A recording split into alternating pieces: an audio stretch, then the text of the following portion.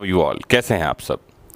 Love जिहाद पर उत्तर प्रदेश सरकार एक कानून लेकर आई है अध्यादेश के माध्यम से, और मध्य प्रदेश में भी इसकी तैयारी चल रही है। बहुत सारे राज्य इस विषय पर कानून लेकर आने वाले हैं और बहुत जगह ड्राफ्ट भी तैयार हो गया है। एक बहुत ही चर्चित मुद्दा है इन दिनों लव जिहाद। इसी के चलते आपको पता होगा कि तनिष्क का एक ऐड भी जो है तनिष्क को वापस लेना पड़ा, और पिछले कुछ वर्षों से ये शब्द लगातार हमें सुनाई पड़ रहा है। तो आज हम पड़ताल करेंगे लव जिहाद से संबंधित कानूनी प्रावधानों के बारे में, और कब से ये मामला चला, कहाँ से कहाँ तक पहुँचा। तो ये जो मेरा लेक्चर है, आप इसे किसी भी धर्म के चोले से बाहर निकल कर देखें एक स्टूडेंट की तरह, क्योंकि मैं एक टीचर की तरह समझाने की कोशिश करूंगा। तो लव जिहाद जो शब्द है कथित रूप से मुस्लिम पुरुषों द्वारा गैर मुस्लिम समुदायों से जुड़ी महिलाओं को इस्लाम में धर्म परिवर्तन के लिए लक्षित करके प्रेम का ढोंग रचना है। तो लव जिहाद जो है दो शब्दों से मिलकर बना है। अंग्रेजी भाषा का शब्द है लव, जिसका मतलब है प्रेम, मोहब्बत, इश्क, और अरबी भाषा का शब्द है जिहाद, जिसका मतलब होता है किसी मकसद को पूरा करने के लिए अपना पूरा जोर लगा देना, पूरी ताकत लगा देना। जब एक धर्म को मानने वाले जो लोग हैं वो दूसरे धर्म की लड़कियों को प्यार के जाल में फंसाकर उस लड़की का धर्म परिवर्तन करवा देते हैं, तो इस पूरी प्रक्रिया को लव जिहाद नाम दिया गया है। तो ये चर्चा में कब से आया, मैं आपको जानकारी दूं। 2009 में भारत में राष्ट्रीय स्तर पर पहली बार केरल और उसके बाद कर्नाटक में इस की तरफ जो है लोगों का ध्यान आकर्षित हुआ। यह शब्द साधारणतः भारत के संदर्भ में प्रयोग किया जाता है, भारत में प्रयोग किया जाता है, लेकिन ऐसी गतिविधियां यूके में भी देखने में आई हैं, ऐसे मामले दर्ज हुए हैं। केरल हाईकोर्ट ने भी अपने द्वारा दिए गए एक फैसले में लव जिहाद को सही पाया।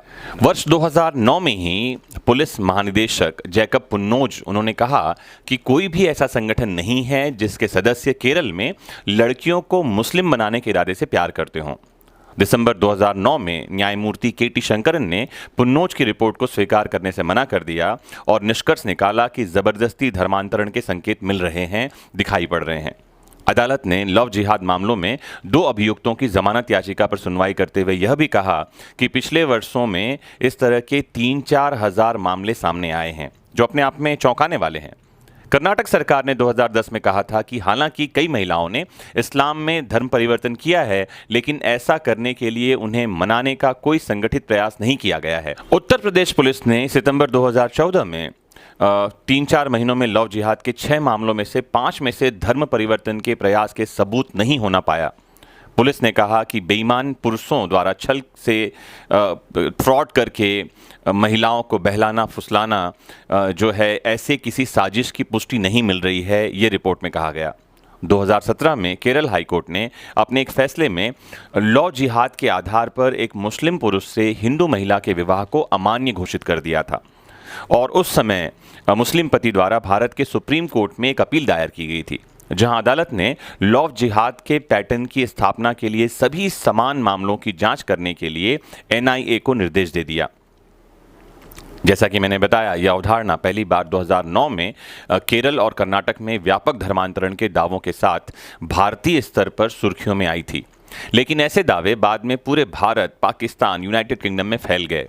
2009, 2010, 2011, 2014 में भारत में लव जिहाद के आरोपों के विभिन्न हिंदू, सिख और ईसाई संगठनों में चिंता जताई गई, जबकि मुस्लिम संगठनों ने आरोपों से इनकार किया। यह अवधारणा कई लोगों के लिए राजनीतिक और सामाजिक चिंता का स्रोत बनी हुई है। 2018, 19 और 20 में ऐसे मामलों की बाढ़ सी आ गई है।